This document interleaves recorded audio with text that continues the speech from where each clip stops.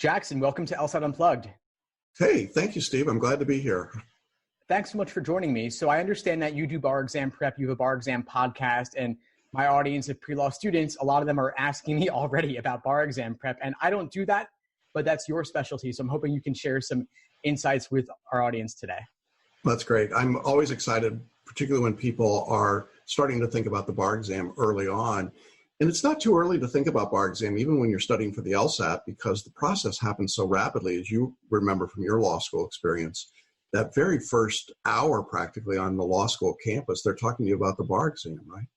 Well, it's kind of funny, Jackson. I know that we haven't talked about my background too much yet, but I actually didn't go to law school. So you just took the LSAT. I just took the LSAT and got sidetracked with it. So whenever folks ask me about law school prep and bar exam, I say, I don't know the answer, but I want to find you someone who does. And that's why I came to you. Well, let me just tell your audience then that what's going to happen is, you remember that day you went to undergrad in the first week of undergrad and they offered you free pizzas and t-shirts if you buy a credit card, sign up for a credit card. It's kind of the same thing for bar exam. You're going to show up at your law school campus and they're going to say, hey, you need to sign up for a bar review. And you don't even know what the bar is yet. And there are a couple of big companies that we call the big box bar reviews. That's because they just give you a big box and leave you on your own. But they're really good marketers and they drop a lot of information and they make you think that you got to sign up for a bar review in the first week that you're in law school.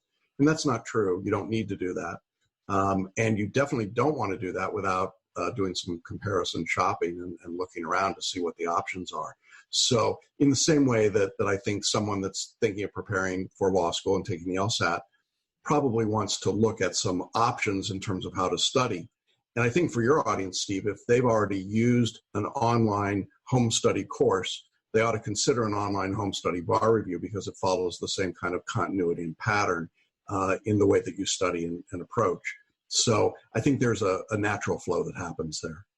That makes a lot of sense. Yeah, I find that online and self-study is becoming more common than ever before due to the convenience, go at your own pace, wherever you are in the world. So I know that part of what you offer in terms of bar exam prep is a podcast. Can you share a bit more about your podcast and what you do with it? Sure.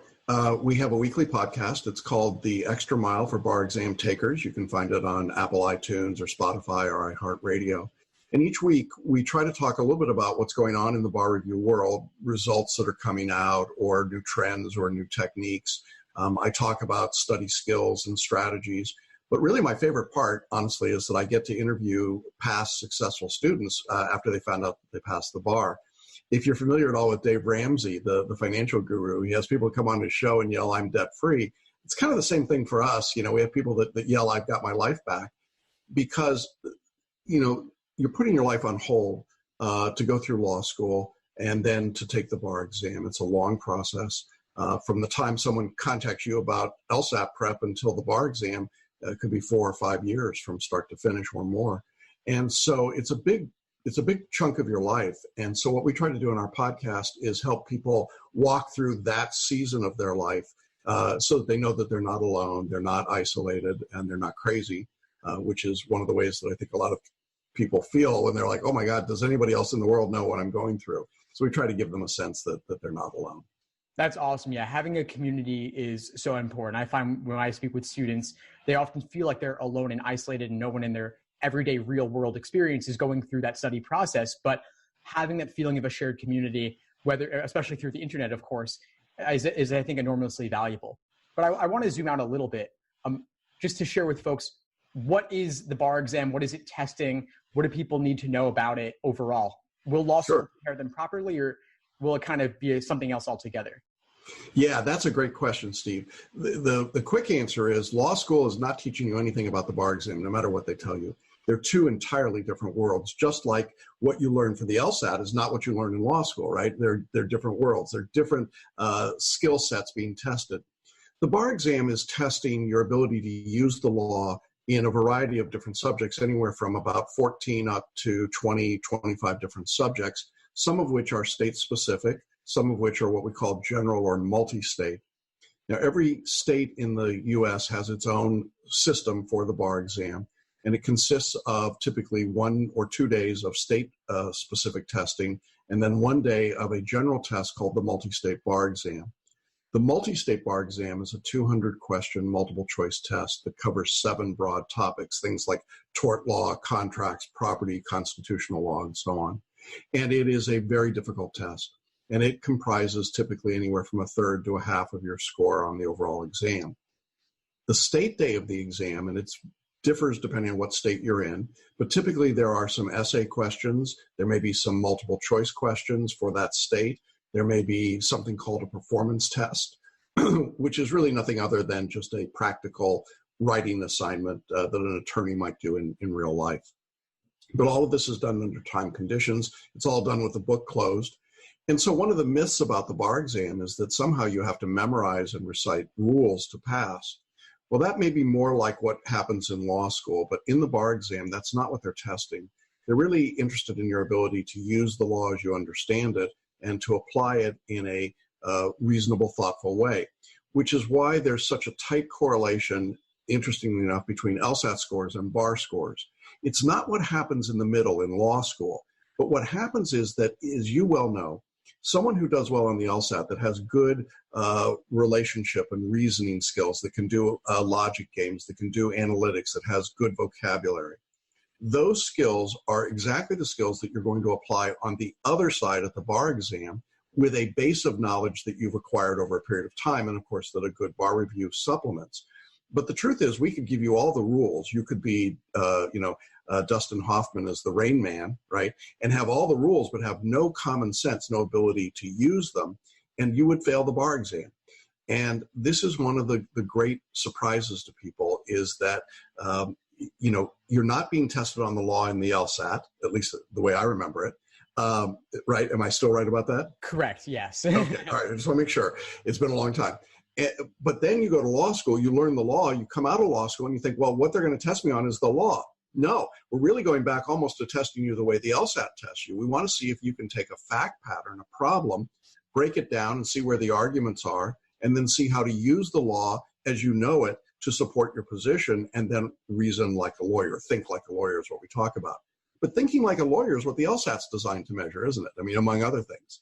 And so if you're not good at logic and reasoning and analogies, you're going to have a hard time on the bar exam. These are comparable skills in my view. That is so funny to hear, because I kind of thought that the LSAT it's correlated with bar exam passage rates, but it's also correlated quite well with first-year law school grades, and I believe that's why the American Bar Association considers it a valid and reliable test. But what I'm hearing from you is that there's kind of a gap where what you do in law school is a bit different than what you do on the LSAT. And so it's kind of like you have this 3-year gap where you're not kind of refining those skills necessarily. So it may require some freshening up on them. Yeah, my view has always been that someone who does well on the LSAT is going to be a high achiever, first of all. Secondly, they're going to have really good verbal skills. Third, they're almost always going to have good rational, logical thinking skills. Those skills will do very well for you in a first-year law school environment in which you're called on to recite and you're asked to write basic essay questions at the end of a final. Those things are pretty transferable skills. When you get into your second, third year of law school, when you're doing more law work and less just pure learning the law, your LSAT skills are valuable. If you did well on the LSAT, you're going to do pretty well in law school. But if you did poorly on the LSAT, you're going to struggle in those second and third years of law school because you may have a deficit in your ability to reason, or in your ability to do logic, or in your ability to analogize. And those things are going to make it very difficult to be successful outside of pure rote memorization. And so we sometimes see, I think there is a strong correlation between an LSAT score and a first-year law school score. But if you actually watch in the second and third year, the correlation drops off pretty dramatically. And I think this is why. And then we come back around to the bar exam, and the correlation comes back again pretty strongly. Now, I don't ask my bar students what were your LSAT scores. Most of them can't remember. It's an interesting phenomenon. We live for that LSAT score, and then I don't remember what it was, right? But if you did well on the LSAT, such that you had choices of law schools and you could do, you were above, a minimum passing score, you are bright enough, you're smart enough to pass the bar exam. But you have to use a lot of those LSAT skills on the bar exam. But it was so long ago that a lot of people forget that they learned how to do those things. And so we have to reteach them. right? We have to teach them again how to analogize. If this problem looks like this, if I change the facts, does it still work, right? Do those problems still apply in this new fact pattern? It's pure analogy. Or I've got a logic problem, X, Y, and Z happen. What's the outcome of that, right? And it's like, whoa, So I like it when someone's done well on the LSAT. It tells me that they're a good student, but it also tells me that they've got the requisite skill set that we can build on for the bar. That is really interesting because, yeah, of course, principle and application, dealing with fact patterns on the LSAT, and then, of course, extracting the principle perhaps. So it goes in both directions. So it sounds like the bar exam is kind of like the LSAT once again, but maybe even possibly harder. I think the LSAT might be. Well, I think it is harder. It is harder because the substantive part, right? I mean, I can be very, very smart about a lot of things, but not know anything about the law. I'm going to have trouble on the bar. Smart people are going to do well on the LSAT. I mean, let's face it. If you did well in your ACTs and your SATs, if you're a talented, capable student, with preparation, with a course like yours, you should do well on the LSAT. I think that's a given. I think the more interesting question for me as a teacher, and I don't know how you feel about this, Steve, but I'm always a little more interested in the person that's not the superstar, but more in the middle of the pack, who has the potential to do well, but hasn't found a way to capture that potential yet, to really take it and understand what's going on. And so for us in the bar exam, and I suspect this is true for you as well, one of the things we want to do is to try and help that student understand what skill is being tested. If you understand the skill that's being tested, if you can deconstruct the test, you have a much better opportunity then to deliver the skill set that the tester is looking for, right? So if I memorize a lot of rules and go to the LSAT, it doesn't do me any good. I can memorize a lot of logic rules, but it doesn't do me any good until I apply them. In the same way, if I memorize a lot of law in the bar exam but don't know how to apply it, I'm going to have a problem. So the interesting piece is, how do you deconstruct a test in order to make it work for the student so that they can say, oh, that's the skill I've got to demonstrate in this part of the exam. Yeah, I would agree with that quite a bit. I think that the LSAT, if someone's a great test taker and great at the multiple choice, then I do think it'll come pretty naturally. But that's maybe 1% of people. I think that most people need some help to figure out exactly which principles they're not getting, which skills they need to hone a bit more. So it sounds like we're of like minds there. I do think there's one thing that's sticking out to me, because the law school, of course, is not multiple choice. The LSAT is multiple choice. And what I gathered from you is that on the bar exam, part of it's written and part of it's multiple choice. Is that correct? Right. Yes, that's right. And so anywhere from a third to a half of your score typically will be in multiple choice. So one of the things that I hear a lot, and we'll get to I'm sure you got a question here, but sorry, this is just what happens when you're used to being the host of your own podcast. But one of the things that happens is that I hear from people who say, I'm not a good multiple choice test taker. And often when I ask them what the basis of that belief is, they'll say two things to me. They'll say, I didn't do well in law school on multiple choice tests, but then they'll often say, I didn't do well on the LSAT. And I find that really interesting, because by definition, you did well enough on the LSAT to get into a law school, and you did well enough in law school to graduate. Therefore, definitionally, you're not bad at multiple choice. You're just not, in comparison to other people or to where you think you should be, you're not good enough. But that doesn't mean you're a bad multiple choice test taker. And I find that people talk themselves into this hypnotic trance about things like this, right? I'm no good at fill in the blank. And then we convince ourselves of that. And so if I say to myself all day, every day, I'm not a good multiple choice test taker, well, I'm probably not going to be a good multiple choice test taker, because I've convinced myself that that's just a skill I don't have. And yet you and I both know it is a teachable and learnable skill. That's a very good point. Yeah, I'm glad you brought that up, because the thing about multiple choice is that whatever your previous experience is, it doesn't define you. You can learn and you can improve. So I think kind of what you want to do as a student, as a test taker, is you want to externalize that and say it's not some innate unchangeable quality within yourself. Especially the LSAT, the bar exam, you're up against a very difficult cohort of people. You could be 95th percentile on the SAT, but then drop to 70th or 50th percentile on the LSAT because you're up against a more competitive pool. Yeah, exactly. And so we tend to play the measurement game, right? I look around and think, well, pretty smart. I thought I was pretty smart as an undergraduate. I got to law school at Georgetown, and I was an older student. I mean, not old, but older. And so I found the other 5 older students in my group of 600 classmates. And, we're sitting around looking at each other a first day or so, and so, okay, what did you do before you came here? Well, one guy says, well, I was the backup in the backup band for Billy Joel's latest world tour. Wow. And the next person says, well, I was Ted Kennedy's chief of staff for medical issues in the Senate. Okay. Third person says I was the heir to the Utz potato chip fortune, right? And then they looked at me and I said, well, I was an Amway distributor. I mean, it's, there's a point at which you kind of go, whoa, these people are smart, right? And it can be intimidating.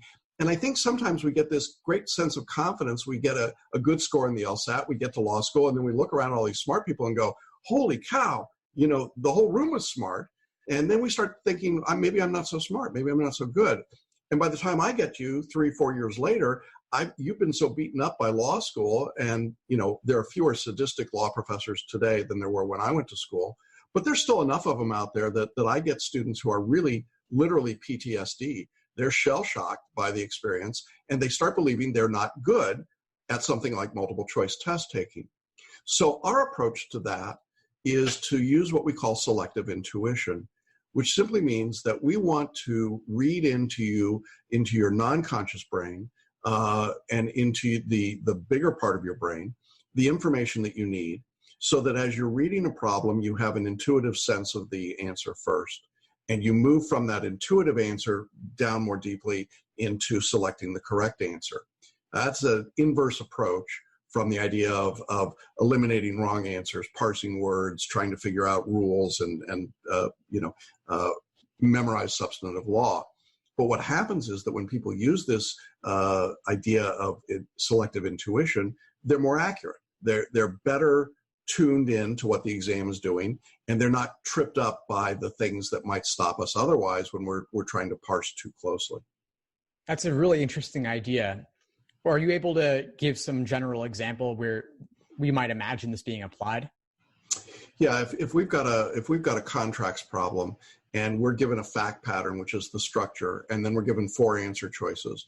As we're reading through the fact pattern, we probably first have a sense of whether or not the plaintiff or the defendant is going to prevail given the fact pattern, right? Bob contracts with Sally to build a house, and Bob completes, most of the house, but he doesn't put the paint on the final room of the house. Sally sues him for failure to complete the contract. Who wins and why, right? Well, as I'm thinking about that, my intuition tells me, look, he pretty much did most of the house, but he didn't complete it, right? But it's not a huge thing he didn't do. So I'm pretty sure that Sally's not going to win in terms of not having to pay for the house. So now I'm looking for something that says, either Sally wins but doesn't get everything, or Bob wins because he substantially performed. And as I begin to look through the answer choices, if I see something that matches that in general terms, then I go right to that answer and I mark that and move on. If I don't see any of those choices there, if that's no choice there that looks like that, then I've got to rethink the problem because my context is wrong. But most of the time what we discover is that fact patterns repeat themselves just like they do in the LSAT. There are patterns in the questions. There are things that as you begin to look at them, at least the way I remember the LSAT, I could say, oh, that's a certain kind of logic game. I've done those before. I know the general pattern and approach to take to that, and it gives me a roadmap to work through the problem. So all we're trying to do is to help people spot the patterns and then selectively intuit what the answer is without sitting there and struggling through and parsing. If I started to say, for example, well, maybe it was the wall of the kitchen, would that be more important than the wall of the third bedroom, right? I mean, you can make yourself nuts. Or maybe it was the wall of the garage, but that wasn't in the fact pattern. So people tend to overthink. And it's been our experience on the bar that when you overthink, you usually miss the question. I love it. Yeah, we've actually done some interesting studies. We have lots of data points. I've been teaching the bar for 30 years now. And one of the things we discovered, and I'd be curious what your experience may have been, we assumed that the longer someone took on a question, the more probability of a correct answer. That is, the more I study it, the better I'm going to be. When we actually put it on, we used an online system that kept a timer from the time someone opened up the question until they answered it, and then told us if they got it right or wrong. Now, typically, you might expect in a bar exam question, it's 100 questions in 3 hours, so you can do the math. It's a little more than a minute and a half, I think, probably 2 minutes on average, right, to get through the questions. You would think that, again, the longer someone thinks about the problem, the higher the percentage correct. That's not what happened. If you mark it immediately, not correct at all, but the sweet spot was about 70 to 90 seconds after someone started reading the problem. In other words, if they marked their answer in 70 to 90 seconds, they had a much higher probability of being correct. After 90 seconds, it's like dropping off a cliff. If we get to 100 or 105 or 110 seconds, there's virtually no chance of getting the correct answer. So the longer you spend on a question, the worse you're going to do on it. Now, that kind of blows up our normal thought process about how somebody studies. I mean, shouldn't I struggle with a question and think about it and work hard on it? You know, do I get a degree of difficulty points like in diving or gymnastics? And the answer in the bar is no, you don't. And so we want people to move through the questions rapidly, because if you can answer in that 70 to 90 second sweet spot, we know that's the best probability for success. So it's an interesting, and again, I don't know if that applies in the LSAT or not, but it's an interesting piece that we've discovered over the years. That is fascinating. And I can definitely relate to that in some way. The timing isn't quite the same on the LSAT per question, but I have noticed, of course, that if someone isn't making headway on a logical reasoning question, for example, after 2 to 3 minutes, it may be best to flag that question and move on and hope to come back to it later. And the benefit there is that you break out of your previous tunnel vision with some distance and some time, giving it a second look. You can come to see it a different way. But people get stuck in this kind of quicksand, and the clock is ticking. Like the bar exam, the LSAT is strictly timed, 35-minute sections. And so you can't really afford to throw minute after minute after minute into a question when that may lead you to not get future questions later. Yeah, I love that concept of tunnel vision. You know, a lot of times on the bar, you go on to something else and suddenly it pops into your brain, you know, oh, that's what I want. That's what counts. I think we can, you know, I just got a new computer yesterday because my old computer after 6 years gave up on me, but the spinning wheel of death, you know, when it's grinding, that really is a great analogy, I think, for what so many test takers do. They grind on a question, they start to fixate on it, and then, you know, they can't let go of it, right? It's like, oh, I got to work on that one. No, don't do that. When you're done with that question, even if you've marked it to come back later, you got to let go of it and move on. Your brain will actually give you an answer if you let it. But beyond that is the longer you fixate on that, the less attention you're drawing to the next question you got to deal with. And so we see this sort of long tail of poor performance after a bad question. That's why people tend to miss questions in chunks. They have a bad question, they get a wrong answer, and then they start worrying and fixating about it, and it distracts them through the next 2 or 3 questions. And that's a really dangerous problem that you want to be aware of. Yeah, it's a mental game. It's nothing more than a mental game where you feel discouraged and you feel like, oh, I got this question wrong and I got that other question wrong a section or 2 ago. My score is tanking, but it tanks because you get so wrapped up in the few questions you've gotten wrong. Like on the LSAT, you can get 10 wrong and still get a 170. And the bar exam is just pass-fail, right? Well, it's pass-fail, but there's a numerical score, but you can miss a lot of questions and still pass. And, I liken it to the concept of a football player. They say a defensive football player, a safety or a cornerback, has to have a short memory. You know, you may get burned for a touchdown. You can't worry about that. You got to get back out on the field and keep playing. And I think there's a certain truth to that in high-stakes testing. You're not going to succeed on every part of every question of every exam. So you need to be willing to let go of the things that aren't in your wheelhouse. And if that's not your strength, don't worry about it. Do the best you can and move on. But don't keep looking backwards to say, oh, what about that? Or that's killed me. You know, it's so frustrating when I talk to students who say, well, something happened to me early on in the exam. I mean, we're talking about a 2 or 3 day test in the bar, and they'll let something from the morning of the first day still be impacting them on the afternoon of the second or third day. Well, that's disastrous. And so you really have to do a complete, eternal sunshine of the spotless mind. Is that what it was? Eternal spot. Yeah. You remember Jim Carrey, wasn't it? Right? The movie where they wiped the memory. Yeah. Yeah, you got to wipe your memory. You just got to go, okay, it's done, whatever that was, and keep moving. Otherwise, you are dooming yourself, at least in my experience. That is definitely true of the LSAT as well.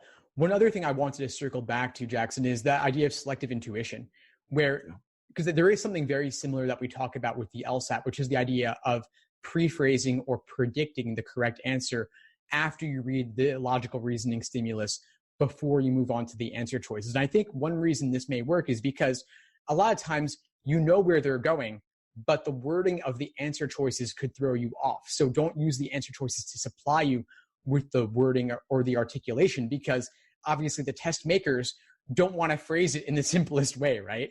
Yeah, exactly. But it's a great skill, that pre-phrasing or intuition, because it narrows your focus down. It lets you move faster. If I know out of 4 choices that I've got 2 choices of a plaintiff winning and 2 choices of a defendant winning in my example, well, if I think the defendant's going to win, those are the 2 choices I want to look at and figure out which one of those is best. I don't need to worry about the 2 where the plaintiff wins, because even if it's been phrased in weird ways, it's not the right outcome.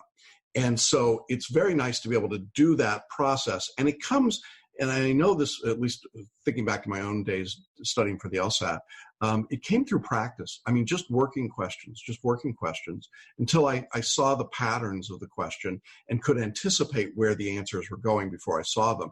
The more I could anticipate them, the better I was going to do. And I think the same is true on the bar. If you're doing enough practice questions and anticipating and then reviewing your answer choices when you're done, that's a terrific way to learn. Now, it's not exclusive. I mean, we do lectures and we do outlines and we do all sorts of, other things to help. But I think that ultimately that 3-legged stool of a lecture, an outline, and question practice is what makes a difference for people.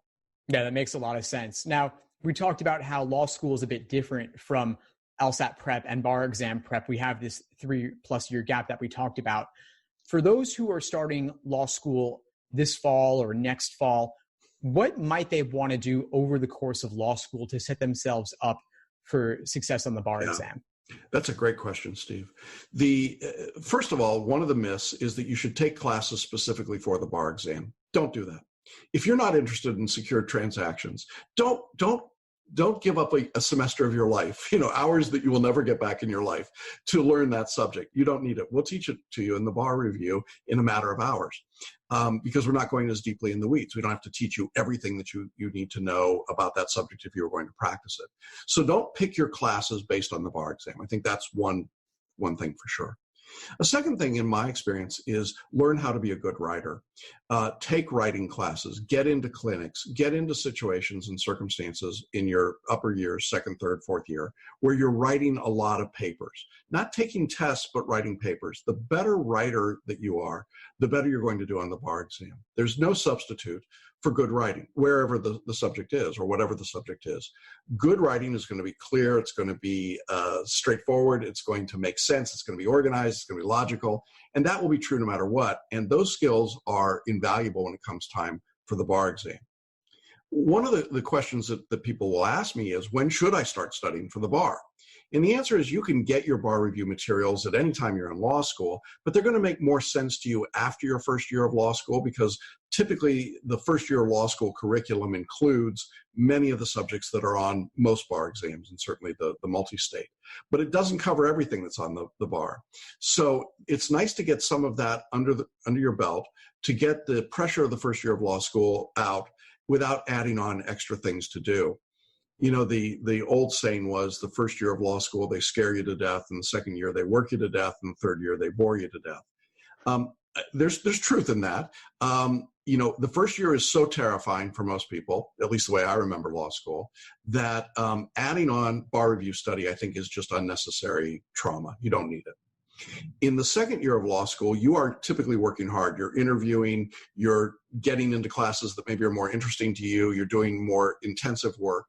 And you may find it helpful to have some bar review materials if they coalesce around some of the subjects that you're taking or some of the in-depth material that you're doing, but they're not critical at all. In your 3rd year, as you start your 3rd year of law school, if you're in a 3-year program, that's a pretty good time to begin to look at a bar review.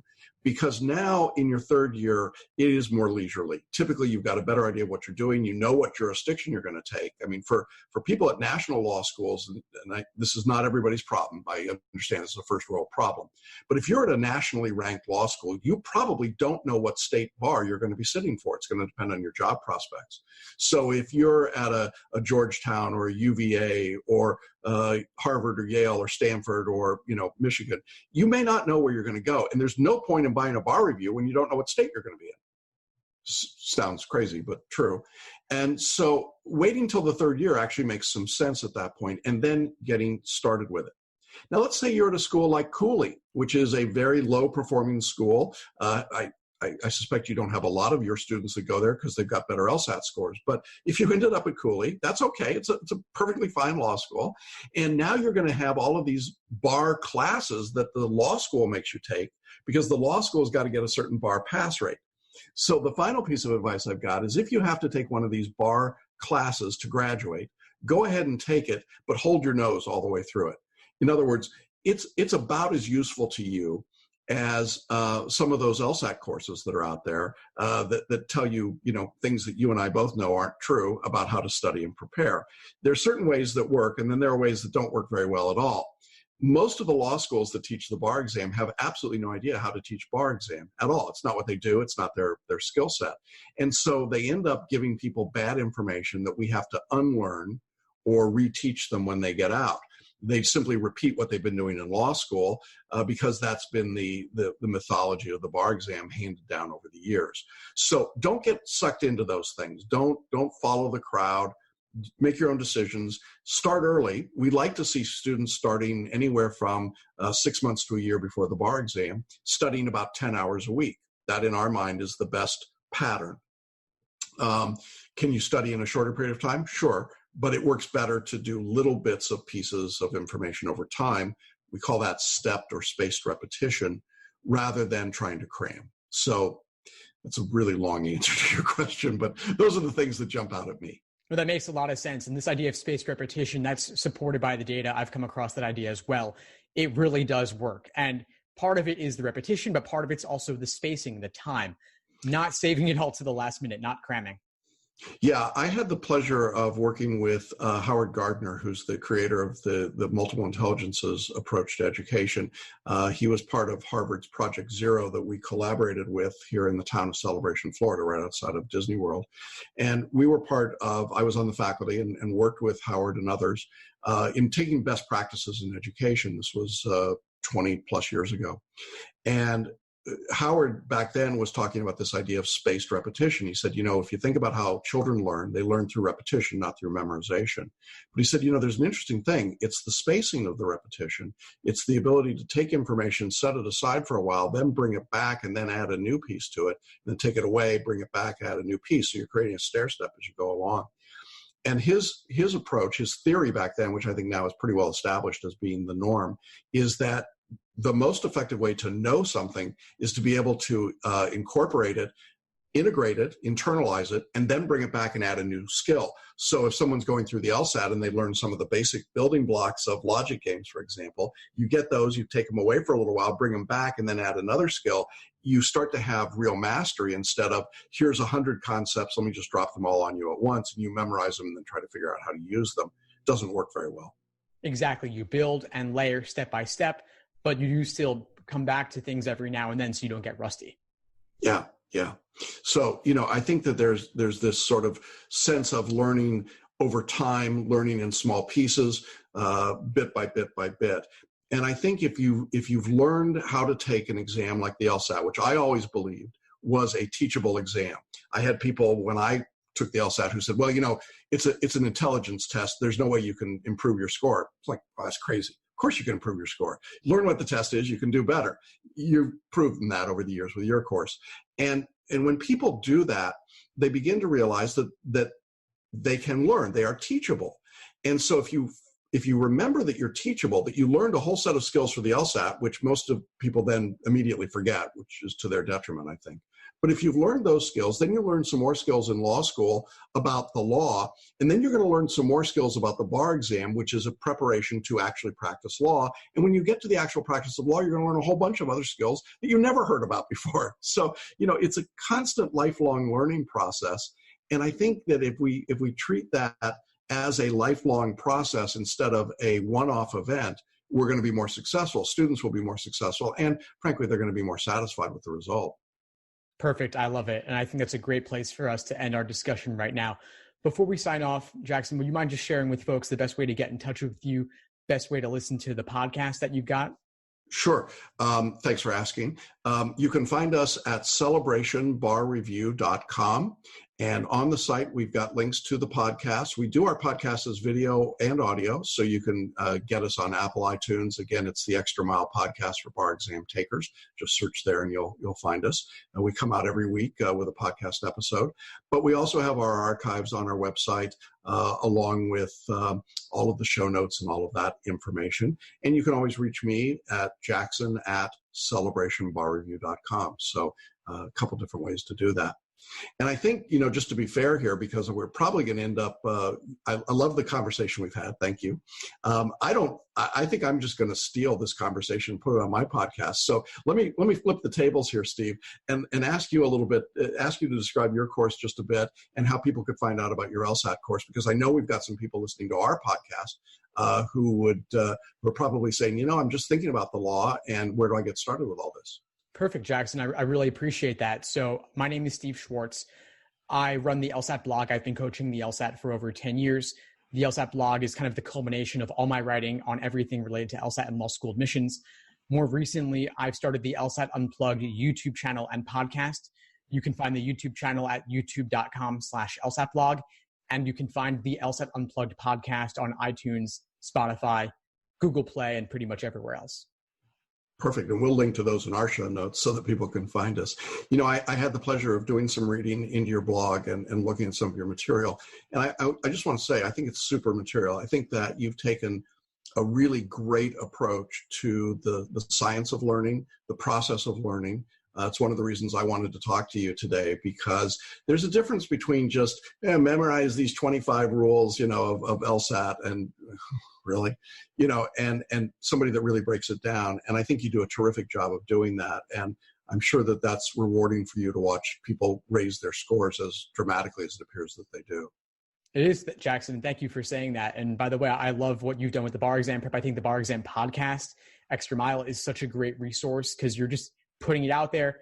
People can binge listen if they want to. And so I think that a lot of the folks on my end are definitely going to want to start listening to your resources and kind of dipping their toes in the bar exam prep waters. Yeah, it's fun stuff. And, Steve, if you ever get crazy and decide to go to law school, let me know, Next, you'll hook me up, right? But you may have taken the wiser approach all the way around. It's fun, isn't it, to be a teacher? It's such a different experience. It really is, honestly.